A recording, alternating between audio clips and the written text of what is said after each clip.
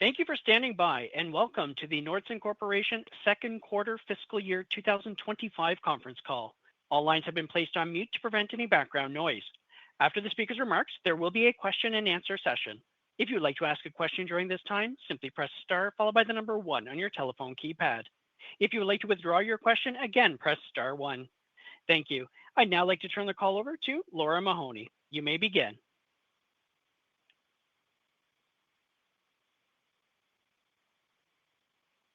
Good morning. This is Lara Mahoney, Vice President of Investor Relations and Corporate Communications.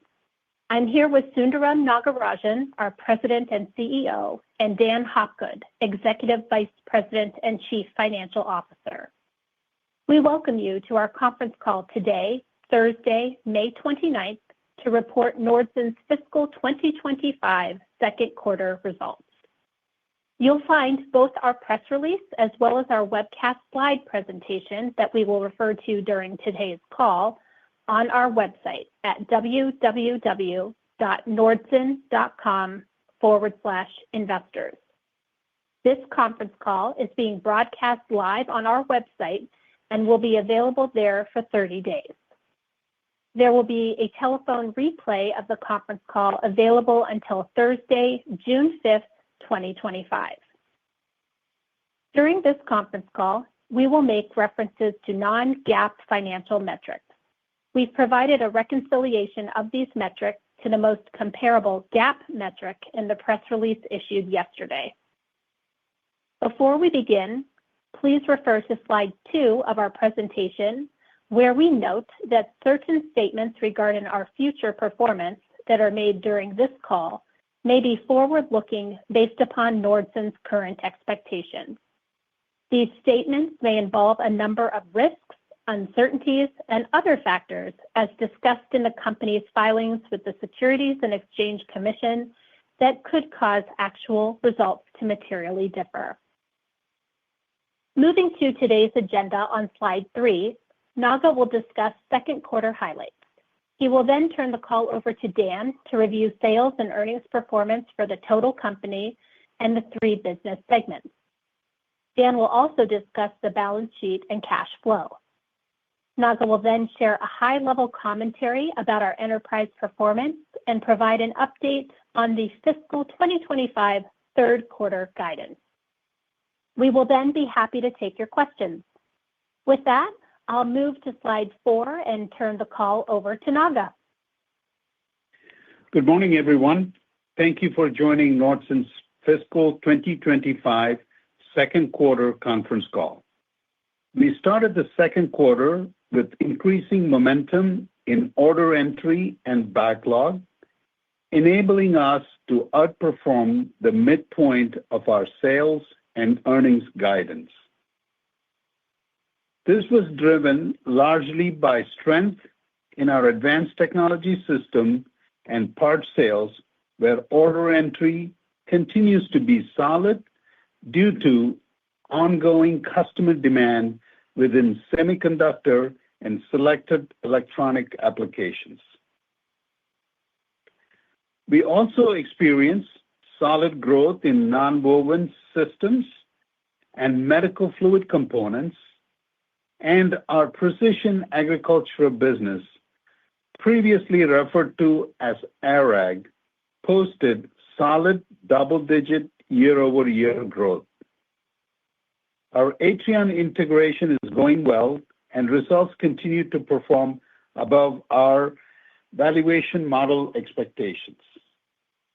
I'm very pleased with the customer adoption of Atrion's differentiated products, as well as our new employees who have adopted the NDSN framework, driving operational efficiencies and delivering solid growth results. The sales growth in the second quarter was partially offset by year-over-year weakness in select industrial system sales, reflecting lower overall market demand. That said, industrial systems improved sequentially compared to the first quarter as expected. Operational excellence during the quarter drove strong profit performance, resulting in 32% overall EBITDA margins. This was driven by operational execution in our core businesses and strong contribution from the Atrion acquisition that exceeded our expectations. As a growth compounder, we are executing a balanced capital deployment strategy, buying back $85 million in shares during the quarter. In addition, we paid $44 million in dividends and maintained our debt leverage ratio at 2.4 times, comfortably within our targeted range. Let's turn to slide 5. As investors know from our Investor Day presentation, using NBS Next, we hold our product portfolio to a high standard. We regularly assess the strategic fit of our businesses and product lines from a market attractiveness and product differentiation perspective, as well as their relative financial performance in the company's portfolio. On May 28th, we signed an agreement to divest select product lines within our medical contract manufacturing business. Exiting these product lines will increase focus on higher value growth opportunities within the $800 million medical and fluid solutions segment. Namely, within our growing portfolio of proprietary medical components, including devices from the recent Atrion acquisition. The transaction is expected to improve our growth profile going forward and will be accretive to our margins post-sale. We expect this deal to close in the fourth quarter of fiscal 2025. I'll speak more about the enterprise performance in a few moments, but first, I'll turn the call over to Dan to provide a detailed perspective on our financial results for the quarter. Thank you, Naga, and good morning to everyone.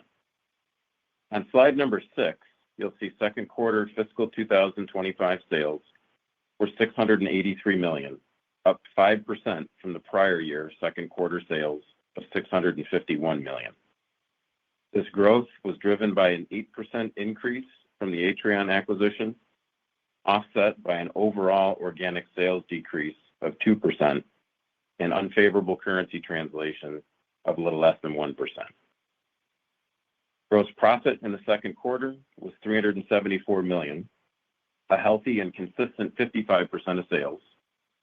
SG&A leverage improved year over year, leading to EBITDA adjusted for restructuring and integration costs in both periods of $217 million, or 32% of sales.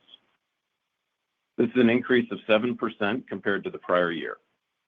EBITDA growth was driven by improving incrementals in our ATS segment, as well as strong contribution from the Atrion acquisition, which continued to perform above expectations from both a sales and margin perspective. Importantly, the impact of tariffs was not material to the company's operating financial performance in the quarter. Looking at non-operating expenses, net interest expense was $26 million, an increase of $7 million versus the prior year, driven by higher debt levels tied to the Atrion acquisition. Other expenses increased a nominal $3 million, primarily reflecting higher foreign exchange transactional losses compared to the prior year. Tax expense for the quarter was $26 million, or an effective tax rate of 19%, in line with our guidance range for fiscal 2025 and 180 basis points lower than the prior year. Net income in the quarter totaled $112 million, or $1.97 per share on a GAAP basis. Excluding non-recurring costs related to restructuring actions and integration, as well as amortization of acquisition-related intangibles, adjusted earnings per share totaled $2.42 per share, slightly above the midpoint of our quarterly guidance, and a 3% increase from the prior year adjusted earnings per share of $2.34. This improvement in year-over-year earnings reflects the strong overall conversion on higher sales and favorability in our tax rate, modestly offset by higher acquisition-related interest expense.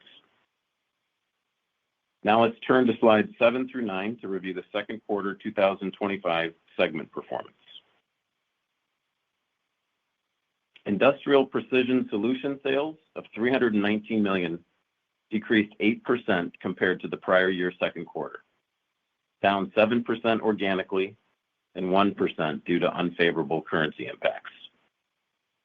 Growth in nonwoven systems, precision agriculture, and packaging product lines were offset by weaker system sales in our industrial coatings and polymer processing product lines, where we're seeing lower end market demand versus 2024.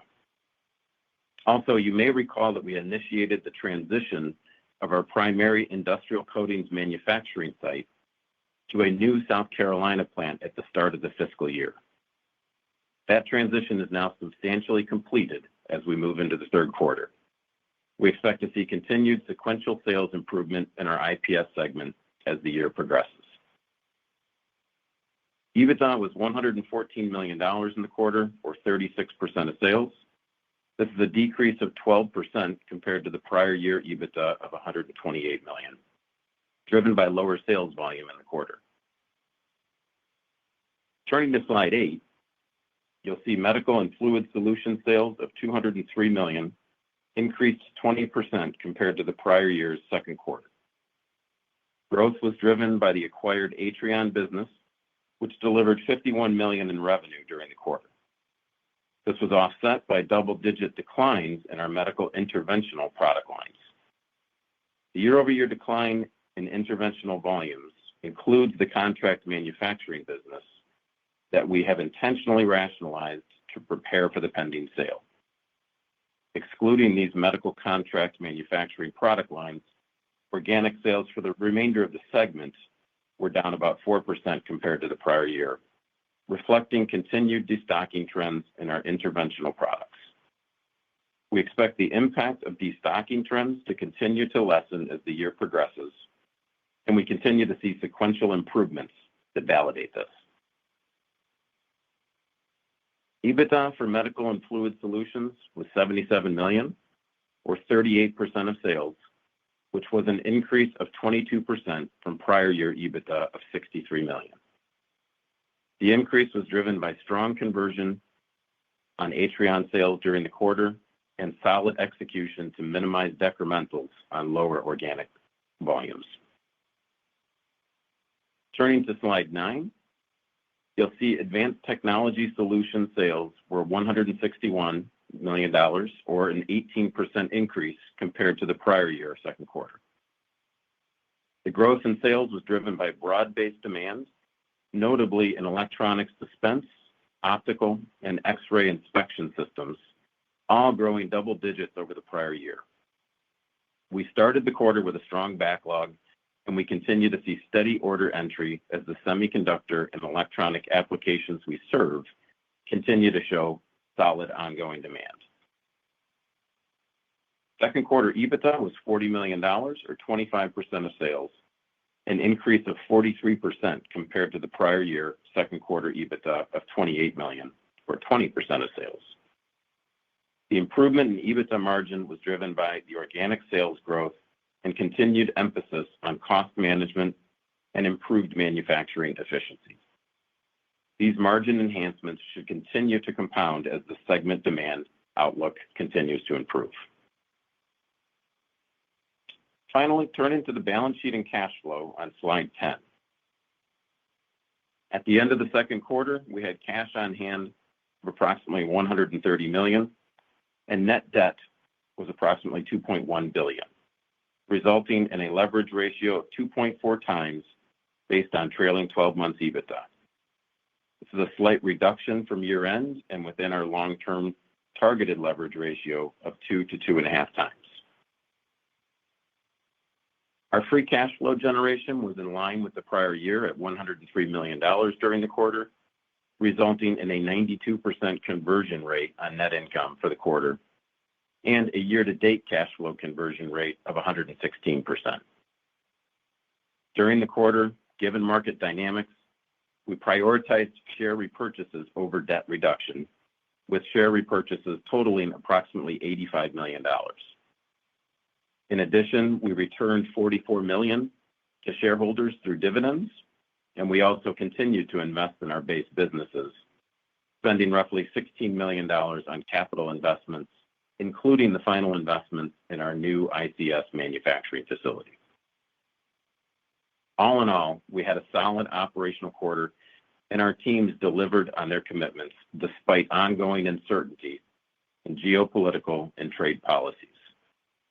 While market conditions remain mixed for some of our businesses, we are well positioned to capitalize on profitable growth as the year plays out. With that, let's turn to slide 11, and I'll turn the call back to Naga. Thanks, Dan.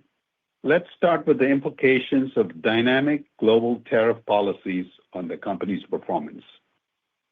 Similar to the second quarter, we believe we can manage the current tariff levels and don't expect them to have a material impact on our third quarter results.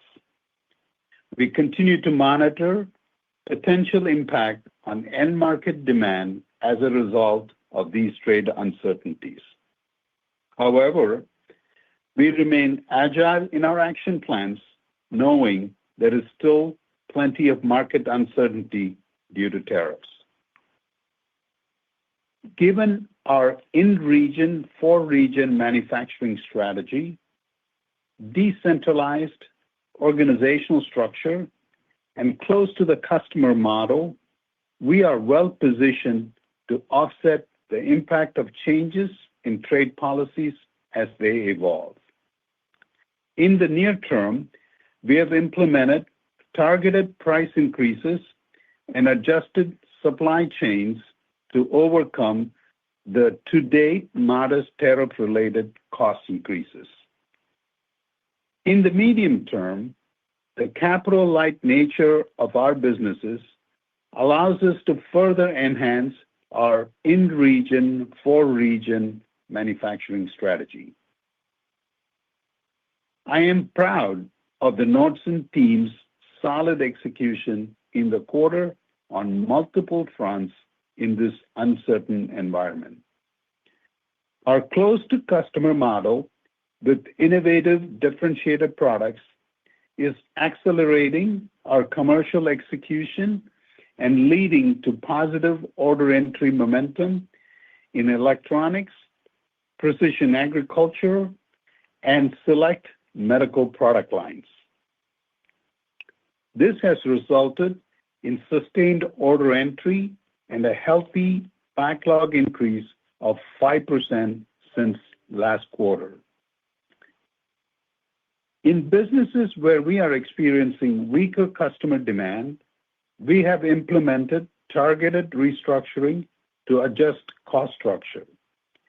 These actions will be substantially completed by the end of our fiscal third quarter and are expected to provide ongoing annual benefits of over $15 million by 2026. We also continue to invest in our organic business. To support the medium-term growth needs of our U.S. and global customers, the industrial coatings business moved into a new greenfield facility in South Carolina at the beginning of this fiscal year. Similarly, we have expanded manufacturing capacity for the electronics process solutions business into India to support growing needs of our customers in the region. Finally, as Dan mentioned earlier, our strong balance sheet allowed us to take advantage of the dynamic market conditions in the second quarter and accelerate share repurchases. Year to date, we have bought back approximately $141 million in shares. At 2.4 times EBITDA, we remain within our long-term targeted leverage ratio of 2 to 2.5. Turning now to our outlook on slide 12. Based on current visibility and order entry trends, we expect third quarter fiscal 2025 sales to be in the range of $710 to $750 million. Third quarter adjusted earnings are forecasted to be in the range of $2.55 to $2.75 per diluted share. The third quarter guidance is in line with the full year expectations we set at the beginning of our fiscal year and confirmed in our Q1 earnings call. In the near term, we are comfortable managing current tariff levels and do not expect current policies to have a material impact on our results. Despite these short-term uncertainties, the strategic competitive advantages of Nordson that we note on slide 13 remain unchanged.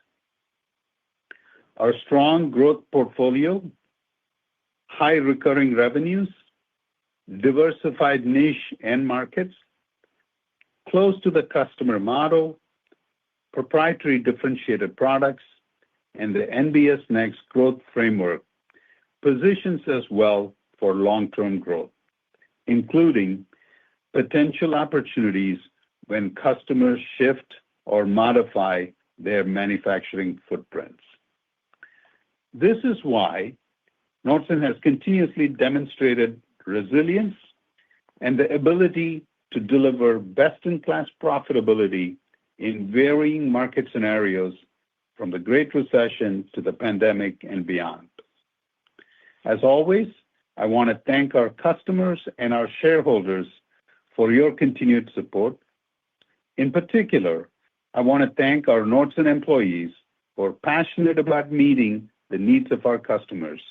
Your efforts show. With that, we'll pause and take your questions. Thank you. We will now begin the question and answer session. If you would like to ask a question, please press star one on your telephone keypad to raise your hand and join the queue. If you would like to withdraw your question, simply press star one again. Your first question comes from a line of Mike Halloran from Baird. Your line is open. Hey, morning, everyone. Morning. Morning, Mike. Hey, can we just, at a high level, just talk about how you see trends playing out through the rest of the year, what's embedded in guidance, and specifically talk to some of the major verticals, sustainability of what you're seeing in the ATS, when interventional destock is behind you, and any other kind of key variables as we think about the back half of the year here? Sure, Mike. Let's start with ATS. We experienced solid order entry in the ATS business across all of our businesses in that segment. Stop and think about where this is coming from. What you really see is this incredible investment that is going on for computing power, be it for AI, be it for cloud computing or e-commerce, any of that. What you're seeing really is this incredible investment happening. And at the heart of all of that investment is really complex new generation computer chips and semiconductors, right? And Nordson plays really well to Nordson. So, and I think that is playing into our growth. Sustainability, based on what we see in the business, we feel really good about the trends we see, the conversations we have with our customers. We've been talking about this impending order entry for a couple of quarters here. And, I would tell you, we are now seeing it in our businesses and we're seeing it in our results, right? So ATS in general, pretty good, feel pretty good about it playing out through the rest of the year. On On MFS, what you're experiencing really is Atrion contributing to growth, very solid performance above our model expectations. Our fluid components business, which was down for several quarters, that is now delivering nice growth. So we're seeing some positive order entry momentum there. Destocking continuing to reduce in severity as we go through the year. And also you would see that a significant part or more than half of our organic decline coming from our contract manufacturing businesses as we have rationalized programs. Yeah. So that reduces. Now coming to IPS, look, ARAG doing really well, double-digit organic growth, order entry pretty strong there. Our traditional consumable non-durable adhesive businesses doing well, good order entry, steady growth there. Our industrial systems business is where we are behind. Both industrial coating, where automotive is the big impact there, and our plastic processing business. I would tell you automotive will remain a headwind for the company for another couple of quarters, given what is happening in that end market. But we do see pretty good momentum in our powder coating business. We see very good momentum in a couple of product lines that are very niche applications. So the industrial coatings business continues to improve and believe that through the year they'll do better.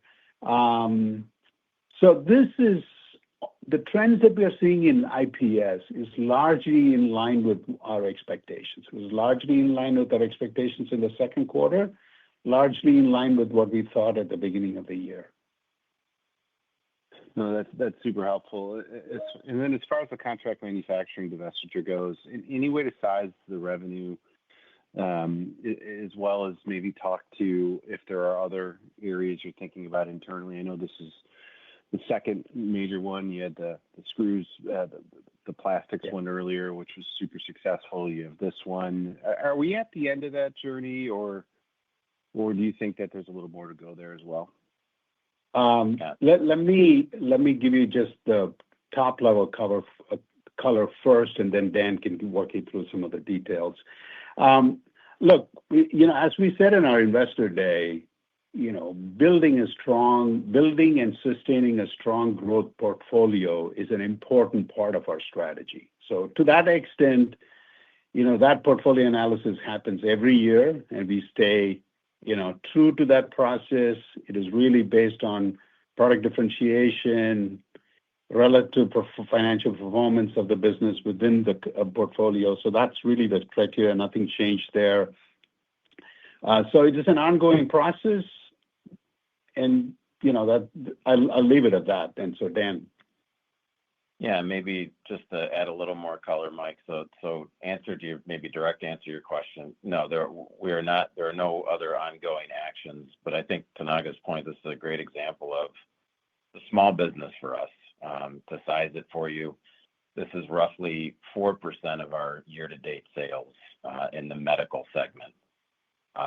And this is an example of a business that we've been looking at and assessing for a while and ultimately made the decision it's better off in somebody else's hands. Small part of the overall portfolio, but as you think about margin implications, Naga mentioned on the call that it would be accretive to ongoing margins post-sale. And I think the simple way to think about that is, this is on a full year basis, roughly 100 basis points accretive to our medical segment margins going forward post-sale. But a small business, but one that, ultimately we determined is better off in somebody's hands. There are no further, we have other active portfolio actions, but this is something that we continue to look at every year. Yeah. Dan, one thing I would add to that is, look, the main reason to continue to build the portfolio and keep the portfolio strong is the opportunity cost, right? This action allows our teams in the medical component business to focus on things we are really good at while this contract manufacturing belongs within, Quasar, who's the buyer of this business, and they are building this. And it's a great home for our teams in that business, and, they will do fine. But it allows our teams to focus on what strategically we are positioned to do, which is to grow our medical component business, including the ones we acquired through Atrion. That's great. Thanks, Naga. Thanks, Dan. Appreciate the help. Yep. Your next question comes from a line of Andrew Buscaglia from BNP Paribas. Your line is open. Hey, good morning, everyone. Good morning, Andrew. Good morning. I wanted to just touch on a couple of the segments. ATS has been really volatile, the last couple of quarters. Should we see more consistent growth in that segment going forward? And what's informing, I guess, can you be more specific around where in the orders you're seeing improvement, either on a sequential basis or however you want to look at it? Yeah. Let me address sort of your first question, which is sort of the lumpiness of this business. This is a business inherently lumpy, and inherently lumpy because of the industry that we operate in, right? When we have customers who tend to expand and expand fast and want to expand right now, right? Or want to, stop buying and want to change their investment profile right now. So that is something the company, is difficult to control. But overall, if you think about, how we think about the business within the company, and that may be helpful, is to really say that this is the part of the cycle where it is starting to grow. Now, it is difficult for us to sort of control customer expectations of shipments and timing of shipments, so things could slip from one quarter to next. But, first half, second half is a good way to think about this business in terms of growth. We feel, and what we see in our order entry is some pretty strong order entry patterns that gives us, pretty good confidence that this is a part of the cycle where this business is going to contribute nicely to the company's organic growth. If you put it in perspective, through the cycle, this is a 5+% organic growth business, right? And order entry and backlog are building and are supportive of that for the year. So maybe one other thing I just on as you think about this, just to add one additional flavor, and most of the growth we're seeing right now is really with our Asian customers. And so as you think about some of the announcements being made around investments in the U.S., frankly, we're not even seeing that yet. And so, this cycle does have some legs to it. Most of the growth that we're seeing is with existing capacity or expanding capacity in some of the Asian markets. But there are additional legs to this that I think are still at the early stages. And the other thing to also think about is these tariff regimes that are being talked about, figured out. I think our customers are going to adjust manufacturing footprint. And as they adjust manufacturing footprint, that represents a nice opportunity for Nordson. And if you really think about our expansion in India, that really stems from the fact that, some of our customers are, diversifying their manufacturing footprint, and, we'll benefit from it. Look, this is who Nordson is. We have a very close customer direct model. We work with our customers that are, capital light manufacturing business. And so we are able to pivot to the needs of our customers, help them expand, serve their needs in whatever geographies they want to. So as they move, as they expand, as they invest, Nordson benefits. So hopefully that gives you some color. I know you had a couple of follow-ups, so let's just. Yeah, maybe switching on MFS. the question would be the line of sight on, that decline in interventional medicine has been surprising due to destocking, but what's your line of sight on that destock at this point? Seems like it's slowly coming to an end. And then on the other side of that, is there an acceleration, or is this not the type of market where you could see a pickup? Maybe it's more of a gradual pickup. I'm not sure the nature of how that cycle would work in that business. Sure. If you had asked me prior to COVID, this is a business is not cyclical, right? It was a secular 5, 6, 7% growth every year. If you think about where we are at in terms of destock, what we are finding is that the destock in this business is definitely reducing, right? Definitely reducing because we can see our order entry improve, right? So we feel good about where we are at in terms of the destocking getting played out. But fluid components, which is another part of this business, it is a smaller business, but a smaller part of the business that was down significantly for 6 to 8 quarters almost.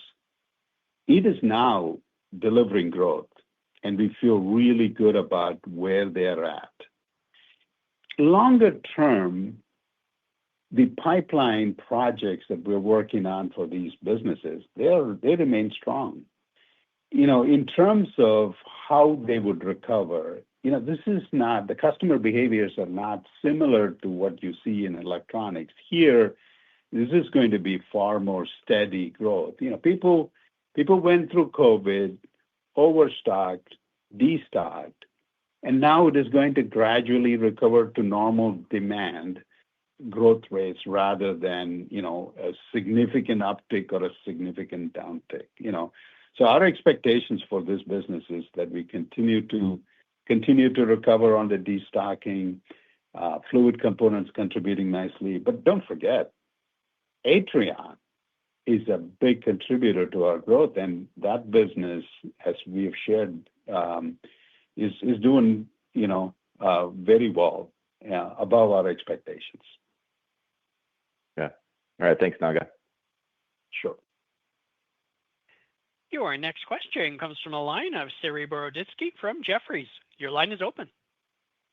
Good morning. Thanks for taking the question. Maybe building on some of the stuff you talked about with ATS, how do you think about margin performance going forward, and how do you maintain a more steady margin performance if you're going to continue to see some of that volatility with the customer behavior you spoke about? Yeah. I think during the last downturn, the teams really did a nice job of restructuring the business.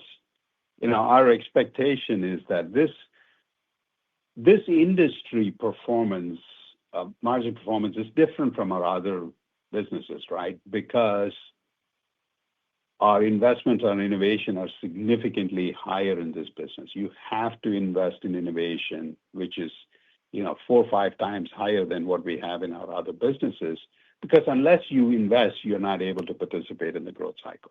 So the margins will be different, but we feel like we have adjusted the cost structure such that in a downturn, the margins would be lower than where it is today, which is right now it is at 25%.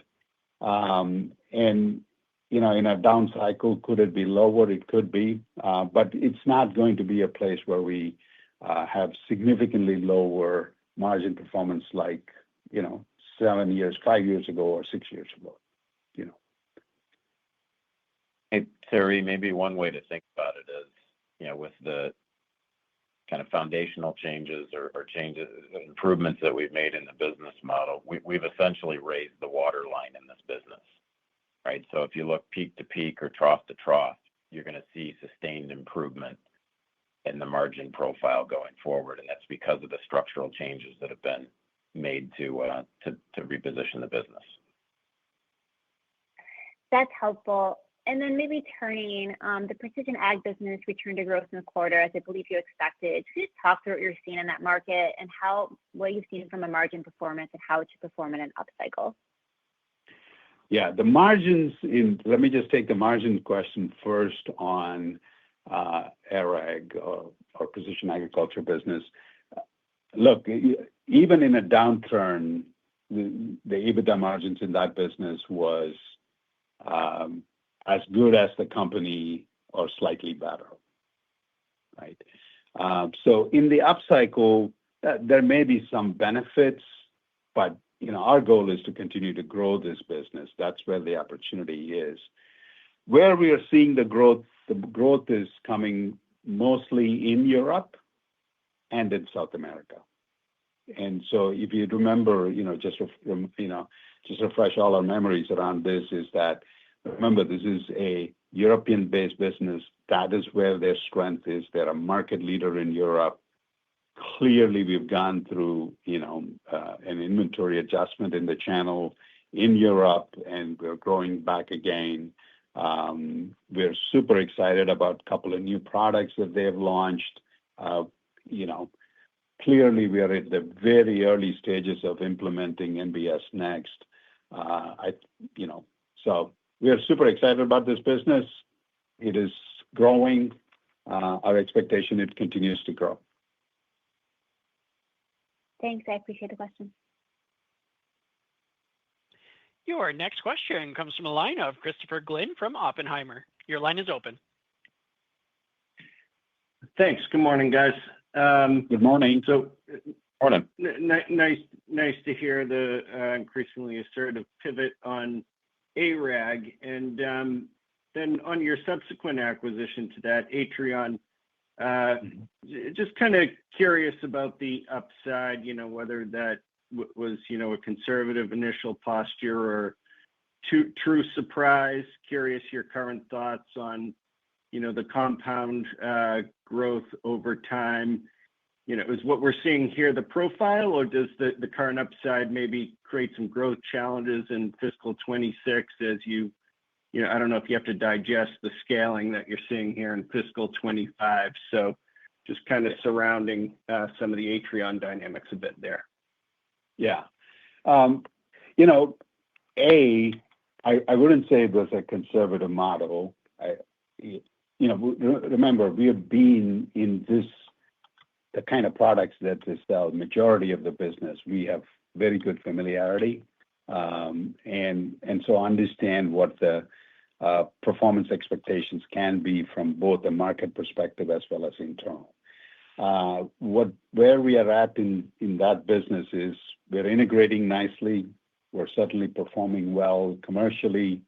They've got one new product out there that we're doing really well. They've got a couple of more coming right behind it. So I think we have a good benefit of new products that are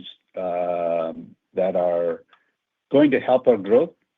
Look, we're ahead, but we still have opportunity in this business, and I think that's how I would think about it. Okay, great. Is this something where they can really generate, a couple material new products every couple of years? I don't. It's going to be difficult to say, but look, this is a business that has significant amount of IP. I don't know whether I could put a number next to it, other than I would say that the innovation opportunities are pretty strong, and we really like where they're at. I think that is an important growth contributor for them and the rest of Nordson, right?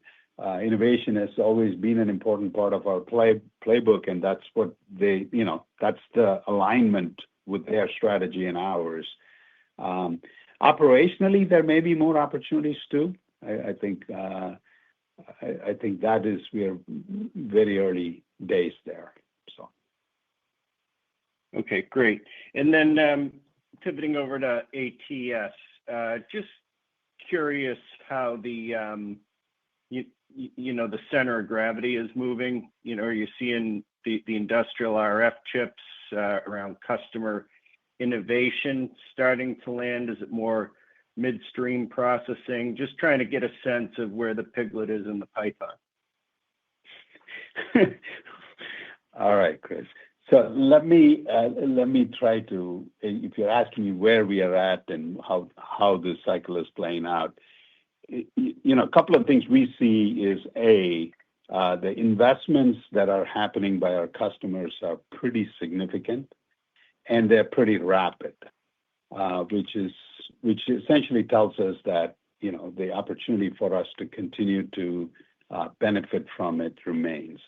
I think the investment, as Dan mentioned, investments in North America is still an upside that's not played out. It'll take many more years to have that show up.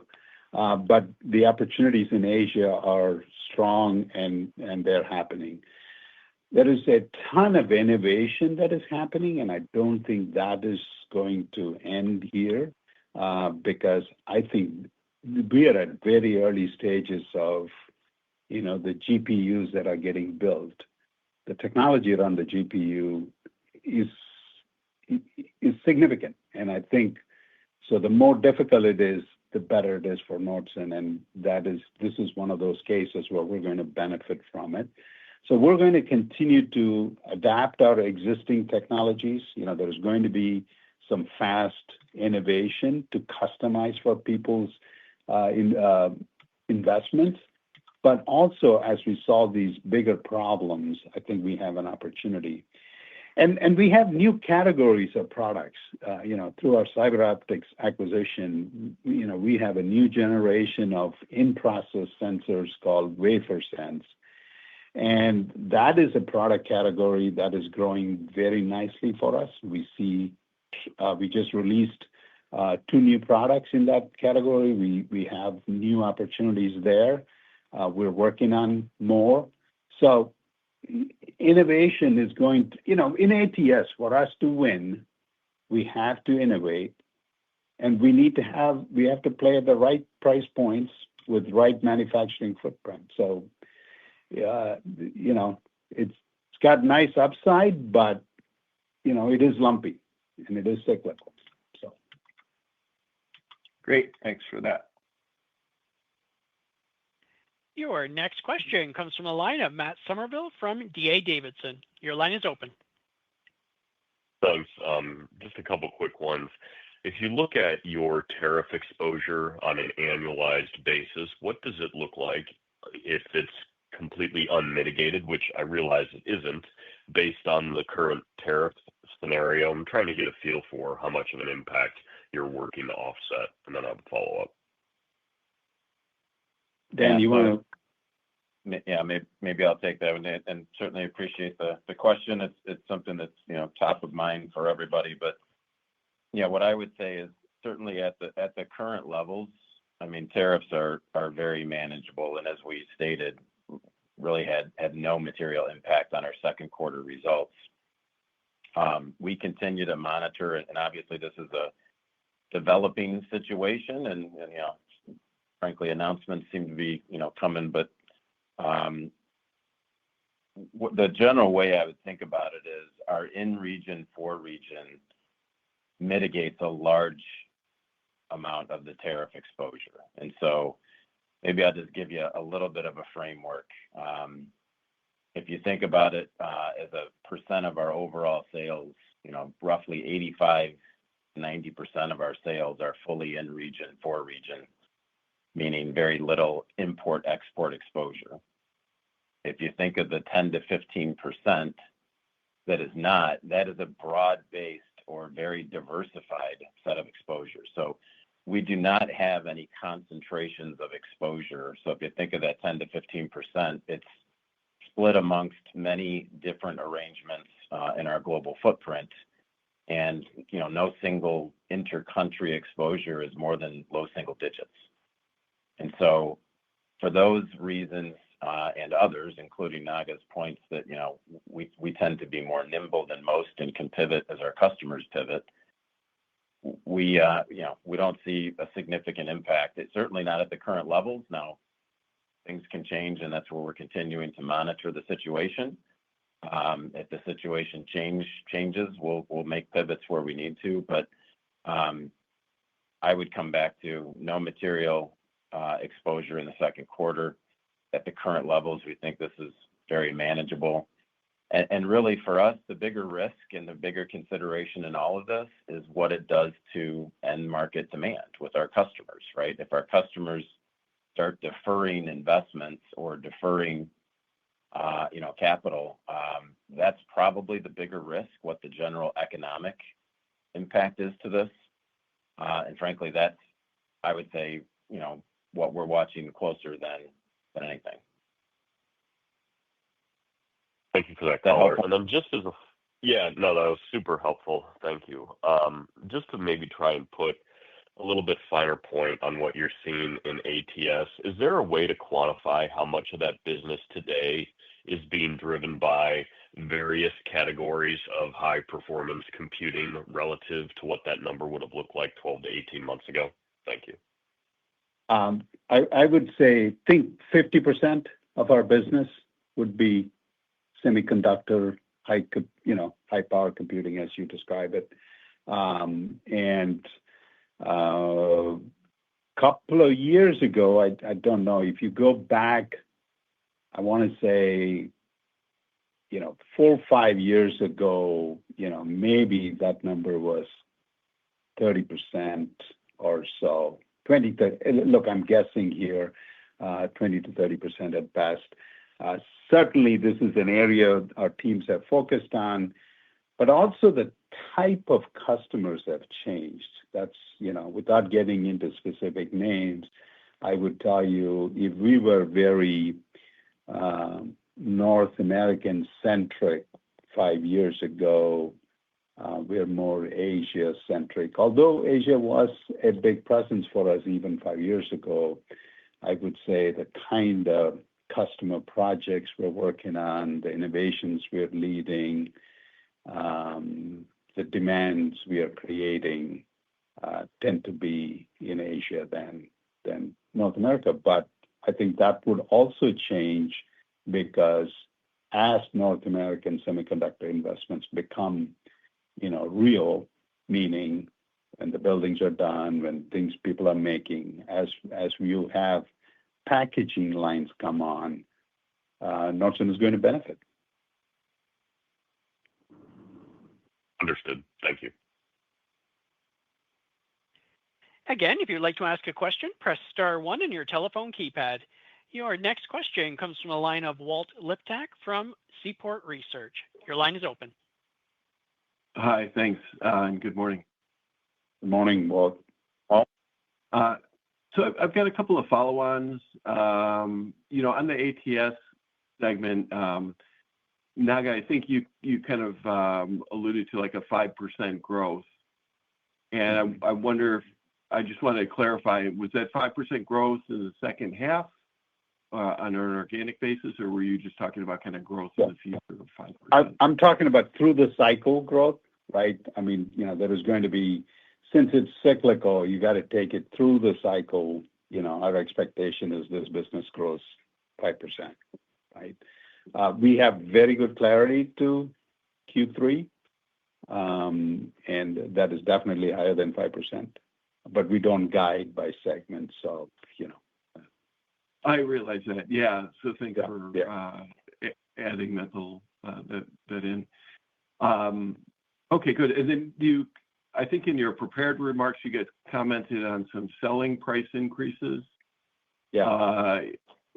And so I wonder if you could just help us understand, was this like a price increase or like a tariff surcharge, and was this uncommon? Do you usually do like annual price increases, or is this kind of a normal course of business? Yeah, no, it's a good question. Look, our pricing focus, so the answer to your question is we regularly assess pricing. It's a normal part of our process. Our focus, and this is largely driven by our current margin profile, our focus is really on maintaining competitiveness and maintaining our margins. But it is something that we look at regularly in the current environment. Certainly, some of what you're seeing is tariff impacts being passed on where necessary. And that would include, both think about it as both the direct impact and any indirect impact through the general supply base. And so that is certainly, but again, if I were to look at our overall pricing, I would say, there's no significant escalation at this point, right? It's really, look, where we have to pass things through and manage, we are doing that, but it's not a significant impact. And the other way to also remember is that we run the company as 14, now 15 divisions. So what this allows us is you have a decentralized organization with business owners who understand their market dynamics, understand their cost structure, are able to, simply read the situation and be able to adjust pricing, adjust supply chain, so that we are able to keep growing and growing profitably. So our structure, our entrepreneurial spirit in the businesses, as well as our close to the customer model, allows us to be able to, learn the market and adjust accordingly. Okay, that's awesome. And just maybe a follow-on to that, so the price increases went through, do you get benefits from it already, or are you just about to announce them? They're phased in over time. There's no one size fits all. As I think as Naga just mentioned, each of our divisions are making those decisions and managing as appropriate. And so, think of it as pricing is generally an ongoing activity that takes place throughout the year. Okay, got it. Fair enough. And then just one last one for me, if that's okay. Last quarter, I think you guys talked about how you were feeling that things would be at the low end of your sales range. But I didn't hear, or maybe you did make a comment about that. Do you still think you're going to be at the low end of the sales range for 2025? Yeah, no, it's a very good question. And look, I'm going to come back to what we said explicitly. What we can tell you is that Q3 guidance providing for Q3 is certainly in line with our full year expectations. There's a lot of things that are still pending on the policy and trade front, namely some deadlines coming up in July and August. It's a bit early to call Q4 and the outlook for the full year. That doesn't mean that we're backing away from our guidance. Frankly, we just don't know what's going to happen as some of these decisions get made and play out. So Q3 is certainly in line with our full year expectations that we reiterated in the first quarter. Q4 remains to be seen and largely dependent around what happens on the front over the next couple of months. And what that impact is. Again, I'm going to go back to my earlier statements. You asked me, what are we concerned about? It's really, what is the impact on end market demand, right, across our portfolio? If customers start pulling back because of these uncertainties, we haven't seen that yet, but it's too soon to say. I think that is probably what you have to remember is it is uncertain, but we are not seeing in our businesses yet. But these deadlines come up in summer. Look, these are not, these are dynamic times to say the least. Yet our teams are doing a fantastic job of continuing to serve our customers, continuing to innovate, continuing to do all the things Nordson does really well. And I think that is a testament to the team's ability in a very entrepreneurial way to adjust to some very uncertain times. And, we tell you that there is no impact on tariffs. Yes, but there is a lot of work that goes behind achieving that outcome, right? And so I think that's what you want to take away is that the impact is minimal. Teams are agile, working, and, we'll take a quarter at a time here. So, absolutely. Thank you very much, guys. Your next question comes from a line of Chris Dankert from Loop Capital Markets. Your line is open. Hey, morning, guys. Thanks for squeezing me in here. Just as it relates to the outlook, we've been hearing some more constructive commentary from the European machine builders. I guess maybe any color on customer conversations within that business, and then does that support a chance for organic growth in that adhesive dispense business in the back half here? Yeah, I think you're right about the European machine builders. We feel pretty good about our position there, and we continue to do well. What we are seeing really is our big cyclical, big system businesses, which is not the adhesive. We don't include the adhesive businesses in it because we have our plastic processing business and industrial coating businesses, which are much bigger systems. Now, that is different, and that's what is weighing on IPS. But the adhesive business in general, our non-wovens business year to date has done extremely well, and we expect that they will finish the year really nicely. Our packaging business is doing well. We also expect to do well there, and our product assembly seems to be okay. So I think what we are experiencing is slightly different. We are seeing what you're talking about, which is the machine builders, and our adhesive businesses are definitely benefiting from that. I guess mine was just on a relative basis. I mean, does it seem like current demand is similar to what we saw in the first half, or is there actually some improvement in that non-wovens activity? I would say similar, nothing significantly better, but they had pretty nice first half. Got it. I guess I'll leave it there. And thanks so much for the color, Naga.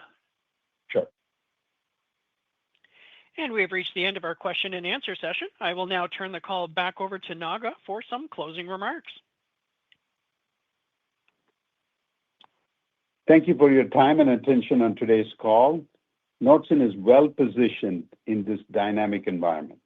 Our close to the customer model, proprietary and niche technology, diversified geographic and end market exposures, high level of recurring revenue, and a strong balance sheet are among the many attributes that makes us a reliable compounder. Thank you. This concludes today's conference call. Thank you for your participation. You may now disconnect.